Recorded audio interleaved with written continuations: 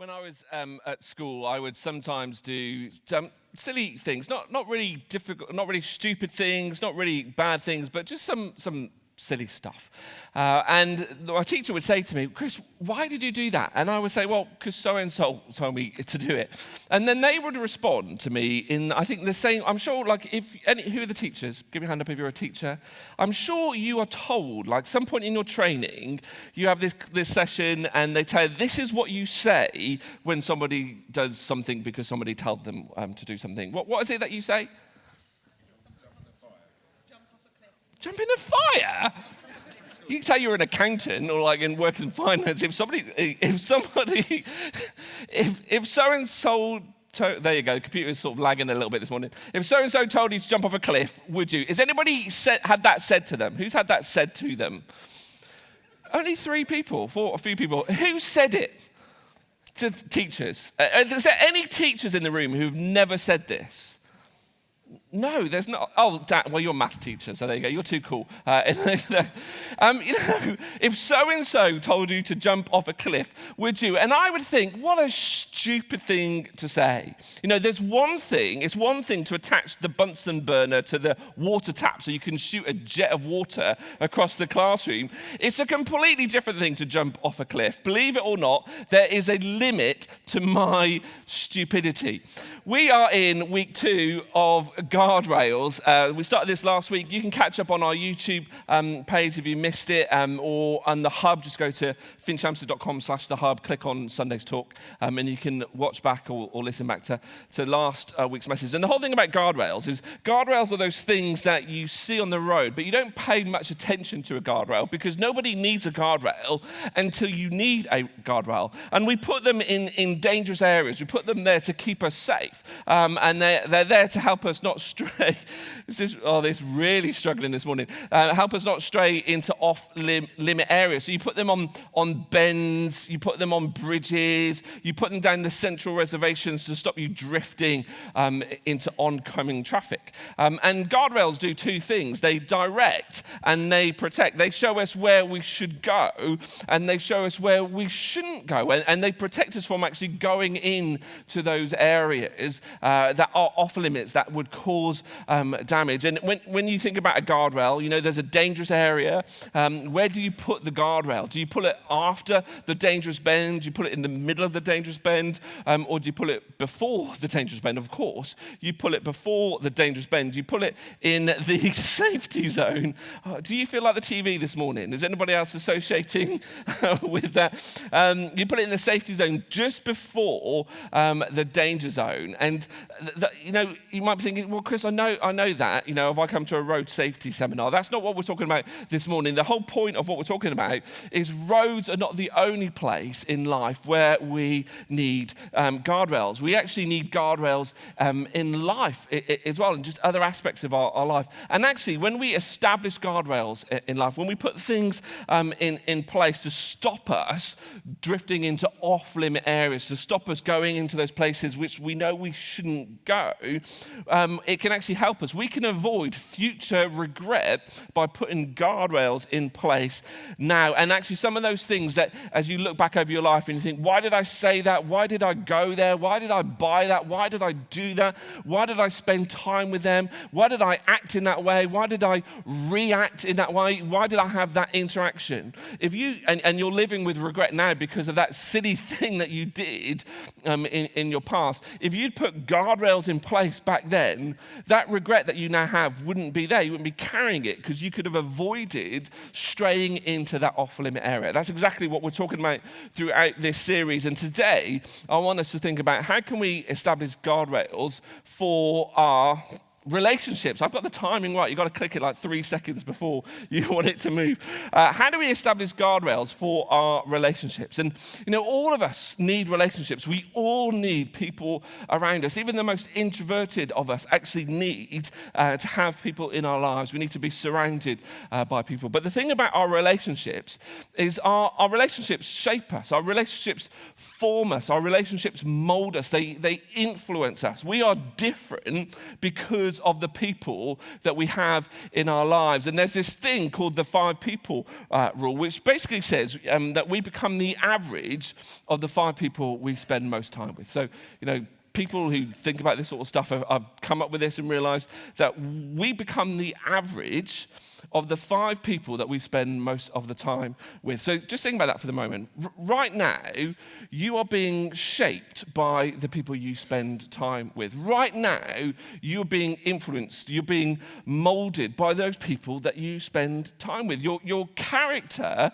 is being shaped and in some way defined by those people you spend time with. Those choices that you make, the values that you have is being molded, is being shaped by those people that you spend time with. And what's more, your future is being influenced by that. Your career, your health is being impacted, is being shaped by the people you spend time with, whether you realize it or not, whether you like it or not, whether you want them to do that or not. The 5 people rule tells us that our relationships, the people that we spend most time with, actually, all of the relationships we have shape us and mold us in some way, but actually the people we spend most time with really impact us, and we're different because of them. Here's a couple of quotes about this. And Craig Rochelle says, "Show me your friends, and I'll show you your future." Andy Stanley says, "Your friends determine the quality and direction of life." Craig and Andy are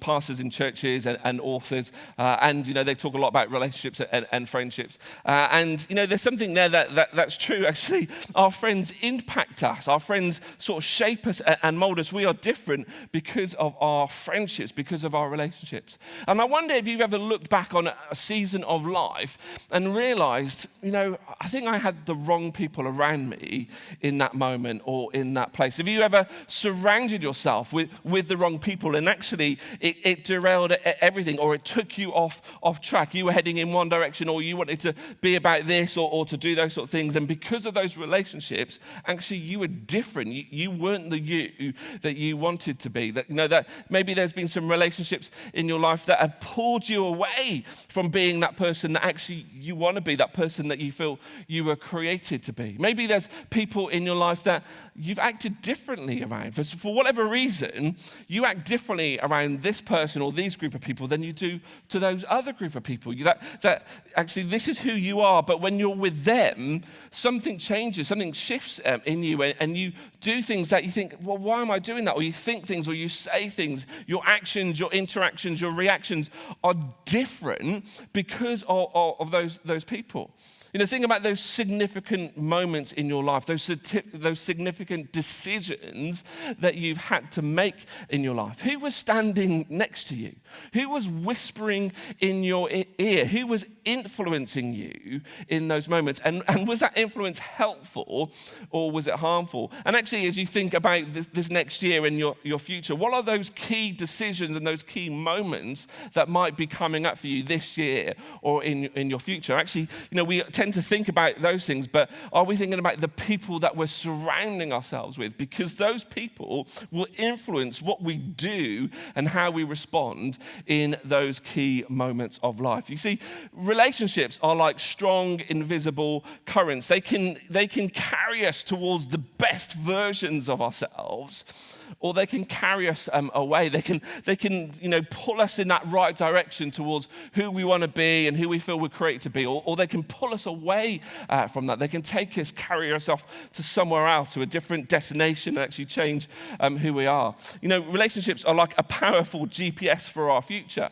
The people we walk with determine the direction and destination of our life. That's fact. This is something that was true yesterday, it's something that's true today, and it's something that will be true tomorrow. Something that's always is. The power and the impact and the influence that our relationships have on us. So because of that, let's learn from some timeless wisdom to help us know how do we navigate this? How do we put some guardrails in place so that our relationships can be helpful for us and not actually hinder us from being the people that we were created to be? And so we're going to take a look at something that a guy called Solomon wrote. Now, Solomon was is thought to have been one of the wisest people to ever live. Solomon was the son of David. You might remember David as a boy. He killed the giant Goliath, and David grew up to be a man and he became king of Israel. He's thought of to be one of the greatest kings that Israel had, and his son Solomon succeeded him, and he was a very wise king. He was a wise ruler. He was a scholar. He was a poet. He was a philosopher, and he was full of wisdom. People would flock from all over the world to come and listen to Solomon and consult him and to benefit from his wisdom. And we have in the Bible, there's a book called Proverbs, which is a collection of some of these wise sayings. It's collections of some of this wisdom that Solomon has. And in Proverbs, Solomon says this: "Walk with the wise and become wise, for a companion of fools suffers harm." Let me read that again. "Walk with the wise and become wise, for a companion of fools suffers harm." And that sounds like good advice. We probably should do something like that. The problem is sometimes we think, well, this is just advice, and think, that's good and I could apply that. This is more than advice. This is more than a suggestion. This is a guardrail. And in fact, I would say that this is a divine guardrail. You see, the source of Solomon's wisdom wasn't all the books he read. It wasn't all the schools that he went to. It wasn't all the learning that he did, although that was an important part of that. The source of Solomon's wisdom was God. You see, Solomon had this encounter with God. The book of Kings, which sort of tells us some of the history of the kings of Israel, which you can find in the Old Testament, tells us about this encounter. It says this: "At Gibeon, the Lord appeared to Solomon during the night in a dream, and God said, 'Ask for whatever you want me to give you.'" Now put yourself in Solomon's shoes. God appears to you in a dream and he says, "Look, I want you to ask me for whatever it is you want me to give you." What do you ask for? How do you respond in that situation? What is it that you want? Chances are how you respond in that situation will probably be different to how Solomon responded. This is what Solomon said. He said, "So give your servant," he said a bunch of other stuff, and at the end of it he says, "So give your servant a discerning heart to govern your people and to distinguish between right and wrong.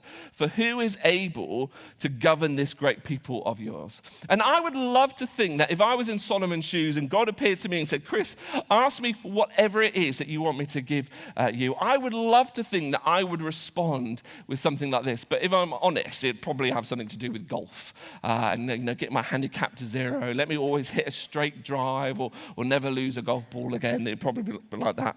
And how do you think God responds to Solomon's request? Well, he's pleased with it. He says this, the Lord was pleased that Solomon had asked for this. So God said to him, "Since you've asked for this and not for long life or wealth for yourself," which is probably something along the lines of what we would have asked for, "nor you've asked for the death of your enemies, but for discernment in administering justice, I'll do what you've asked. I will give you a wise and discerning heart, so that there will never have been anyone like you, nor will there ever be." You see, Solomon asked for wisdom, and God says, "That's a great thing to ask for. I'm going to give that to you. I'm going to give that to you in abundance." And actually, this other stuff, wealth and prosperity was added to him as well. His influence reached across the whole world at that time. So my point is, we should take notice of the things that Solomon said. This is more than just some good advice. This is divine wisdom. So let's take a look at it again. "Walk with the wise and become wise, for a companion of fools suffers harm." And this is sort of Solomon's version of the 5 people rule. Actually, that's the wrong way around. The 5 people rule is built upon what Solomon is saying here.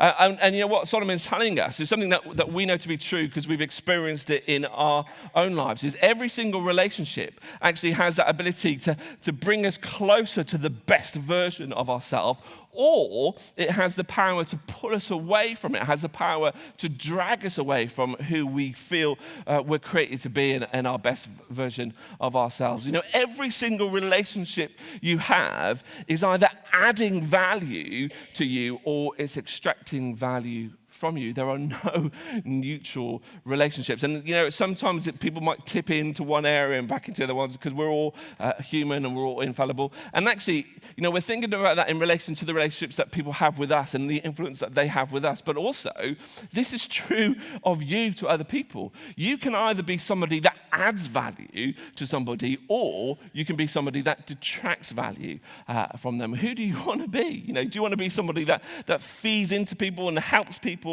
and brings out the best in them, or do you want to be somebody who pulls people away from whom they're created to be, who actually brings out the worst in people? And in this verse, there's a promise and there's a prediction in the verse. The prediction is our relationships determine what happens to us in the future. I've said this over and over again already this morning. Our relationships determine what happens to us in the future. And some of us might struggle with this because you might want to say, well, that's great, Chris, but surely God determines what happens to me in my future. And to that, I want to be able to say, yeah, a big amen and a big yes. But the reality is that in some way, God's ability to influence and shape our future is impacted by the people we surround ourselves with. And this might not necessarily be God's ability to do that, but it's our ability to hear from God and to respond from God. And actually those relationships can just be added noise that makes it more difficult for us to discern what is it that God is saying to us? Where is it that God is leading us? And some relationships actually help us tune in to God's frequency and actually be on a path with him and understand who he is and his will for our lives. We talked about that a bit last week. But some relationships actually add noise and they detune us. They desensitize us from God, and it makes it difficult for us to hear. And the promise is wisdom is contagious. It spreads. Walk with the wise and you'll become wise. If you surround yourself with wise people, you will become wise. But so too does foolishness. If you surround yourself with fools, you'll become foolish as well. So, if we surround ourselves with wise people, we become wise. So here's the really important question that we need to ask ourselves. Who am I walking with? Solomon says, walk with the wise and you'll become wise.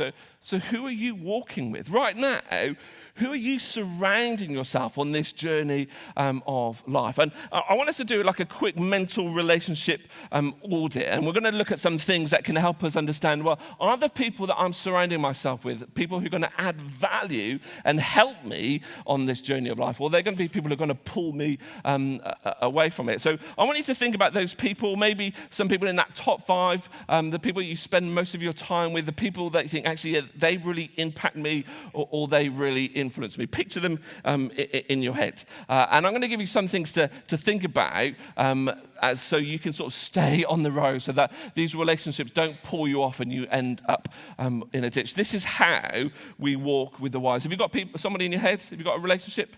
Anybody need more time? No, I'm looking for a response. Anybody there?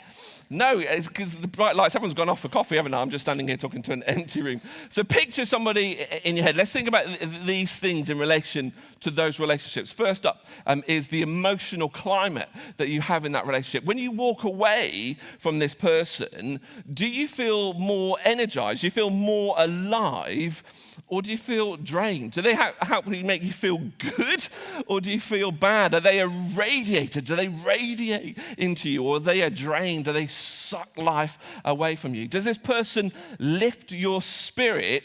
Or do they constantly leave you feeling exhausted and tired? The emotional climate is really important. The next thing is personal growth.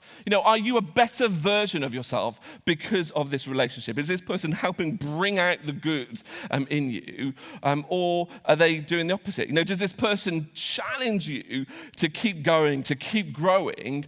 Or do they sort of help you stay comfortable and stay stagnant or even decline? What about values alignment? Are your values aligned with their values? But actually, as you think about them, the values that they may profess to have, are they supported in actually what they think and what they say and what they do? Do their actions reflect the values that they claim to have? And those values, are they aligned with the values that you want to have for your life? And would you be happy to follow the path that this person is currently walking? If you think about, who they are and in relation to their values and how they respond and how they act, and think, okay, this is the trajectory that they're on, would I be happy to walk that trajectory with them and end up in that? That links us to this fourth one, that is that future trajectory. If I continued walking this path with this person, where am I going to end up? How is this going to impact me and influence me? Are they pushing me towards my dreams, or are they pulling me away from my potential? Are they helping bring out the best in me, or are they actually bringing out the worst in me? Can I see my future self thanking me for maintaining this relationship? I mean, that's a really sobering question. Can I see my future self, if I fast forward 5 years, 10 years, whatever it is, can I see my future self thanking me for maintaining this relationship, or maintaining the level of influence that this person has over me? And then the fifth area is spiritual impact. Are they drawing me closer to God? Are they inspiring me to be more like Jesus, or the opposite? Does this person respect and support my spiritual growth? You can still have key relationships with people who might not actually share those same values with you, might not have the same faith that you have. If you're someone who's curious about faith and thinking, actually, I want to discover a little bit more whether this Jesus thing is for me and is relevant to my life, does this relationship that I'm thinking about, is that going to support that? Whatever they think or don't think about faith, but are they going to be somebody who helps me on this journey, or are they going to be somebody who hinders me on these journeys? So if you think about these things in relationship to those key relationships, so the emotional climate, the personal growth, the values alignment, the future trajectory, the spiritual impact, are there any red flags? Are there any warning signs? Is there any bells going off saying, actually, there's something here that this relationship is not helping me be the person that I feel that I'm created to be? This relationship isn't, pushing me in the right direction. It's pulling me away from where I want to end up. If that's true, then perhaps you need to put some intentional change in place. Perhaps you need to think about, well, what is the extent of the influence that I allow this person to have on my life? I'm not talking about ditching people at all. Just thinking about, how do we limit the impact that this relationship can have? Because our friendships, our relationships determine the direction and destination of our life. This is so crucial. But with that in mind, let's think about this question that comes up in relation to that. What about the people that I can't avoid? It'd be great if I could just pick. Christmas is a wonderful time. Wouldn't it be great if you could spend Christmas with the people that you want to spend Christmas with instead of maybe I shouldn't have said that. No, I love my family. It's great. But sometimes there's people in life that you can't avoid. It might be a colleague, it might be a family member, it might be somebody at school or whatever it is. That there are people that are there that you're on this journey with, whether it's just for this period of time. You can't avoid them. They still have an impact on you. What do we do in those situations? Well, first up, we're not talking about avoiding anyone at all. We're thinking about proximity and power. We're thinking about the amount of proximity or the amount of power, the amount of influence that we give to these people to allow them to shape us and to mold us. We're thinking about, what's the extent of that power that actually in that place and in that person, how much am I going to give over to them so that they can influence me and inform me and whisper in my ear.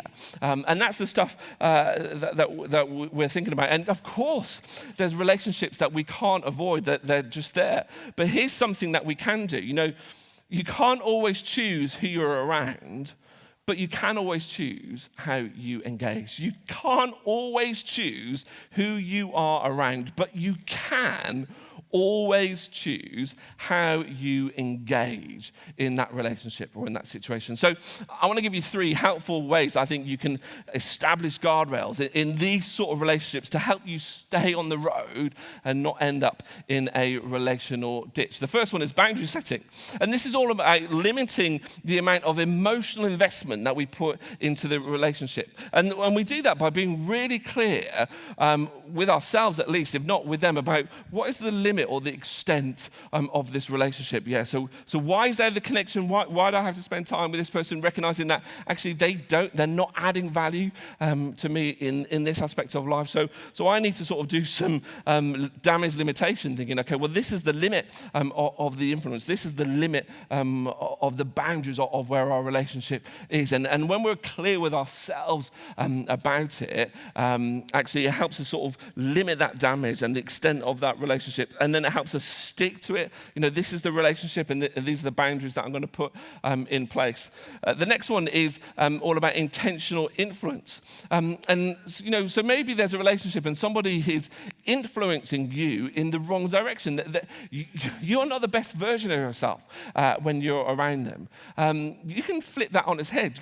You can become the influencer. It's not easy, but you can do that. You can actually model your key values, those things that are really important to you. You can put them front and center and actually use them to become the influencer in the relationship rather than being influenced by them. But also, intentional influencers are thinking about who are the other people that I'm going to surround myself with. So if I know I'm in this relationship and they drain me or they pull me in the wrong direction, who are the other people that I'm surrounding myself with that are going to pour into me, that are going to give life to me, that are going to help me stay on track? Who are the people that are going to do the opposite of what this person's doing?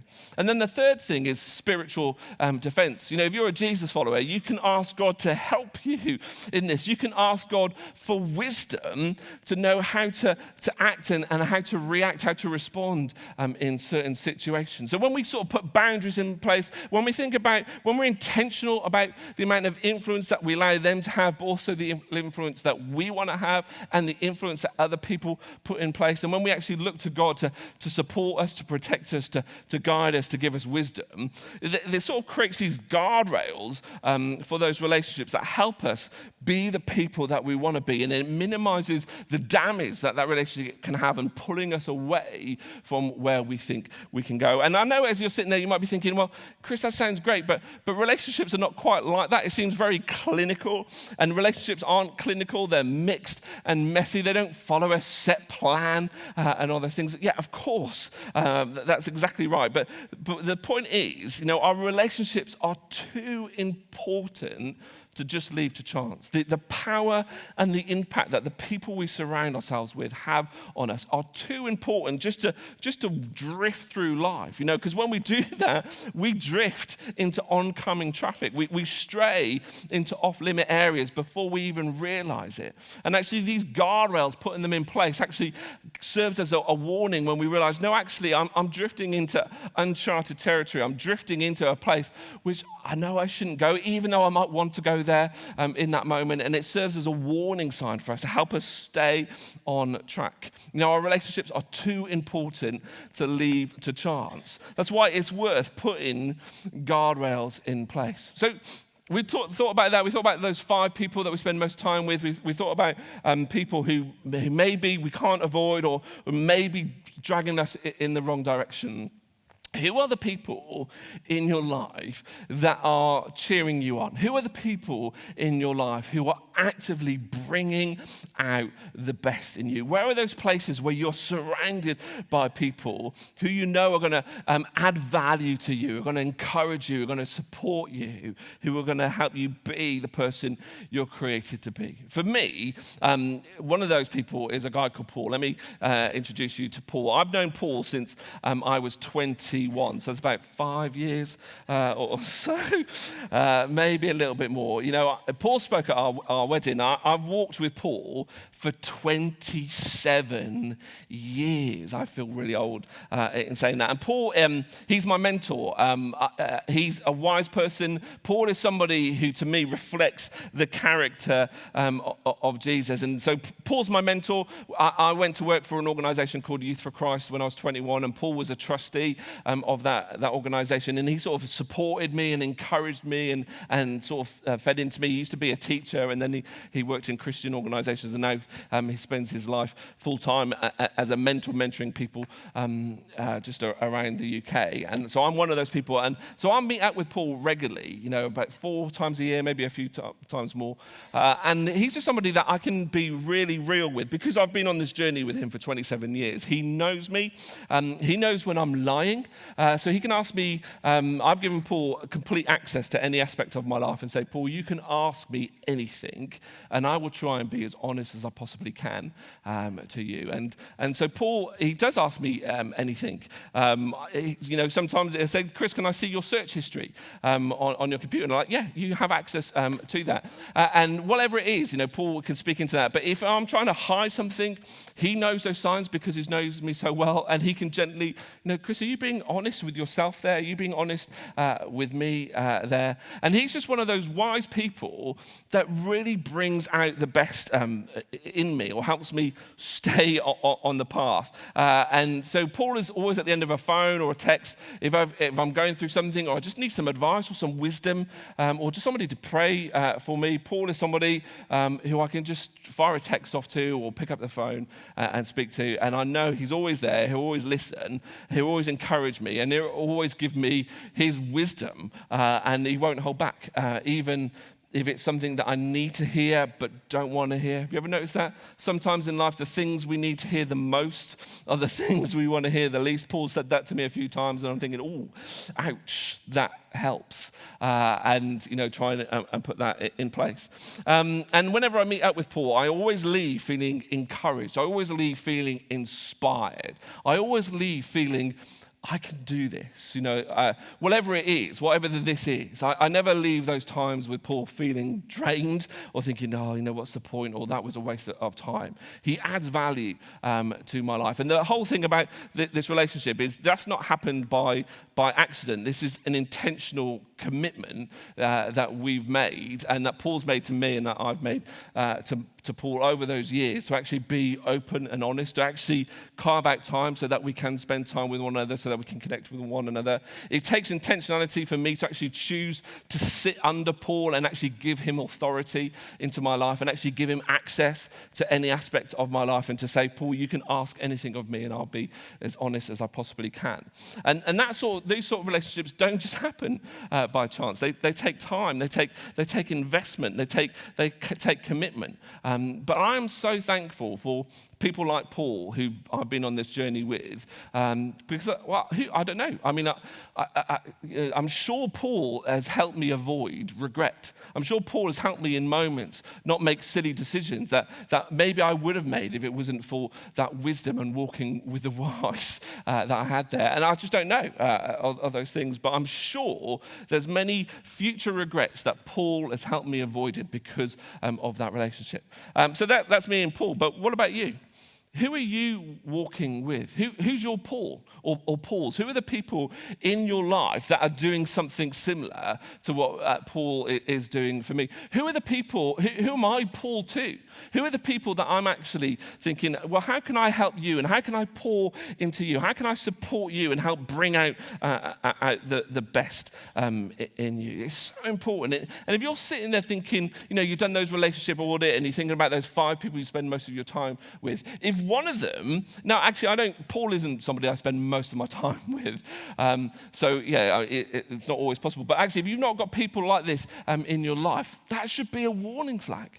If the people that you're surrounded with are actually generally taking away from you, they're not helping you be the best version of yourself, you need to do something about that, because your friendships determine the direction and destination of your life. If you are surrounded by people who are pulling away from your values and who you want to be, you will drive your relational car into a ditch. just fact. It's just what happens. So how do you be intentional about ensuring that you surround yourself with the right people? Shanique earlier just told us a bit about the small groups that we have at FBC. You know, we often say life is better connected. Why do we say that? Well, because life is better connected. Another phrase we like to say around here is you can't grow spiritually unless you're connected relationally. So we run a whole bunch of small groups to help people actually connect relationally in order to grow in their faith of Jesus. We're going to get the band up on stage and just reflect on that. If you're somebody who's not in a small group, I really encourage you to check out the hub. Go to finchampstead.com/the-hub, or I'm in the cafe area and you can speak to a member of the team. And you can find out the groups that we've got spaces for and actually start to invest in intentional community, because small groups are about what we're talking about. They're about actually helping us walk with the wise. They're about having people around us who can encourage us and support us, who can pray for us, who can just carry us when we go through those difficult times, or laugh with us and celebrate with us in the good times. But they're also a place where we can do that for other people. They're a place that helps us be intentional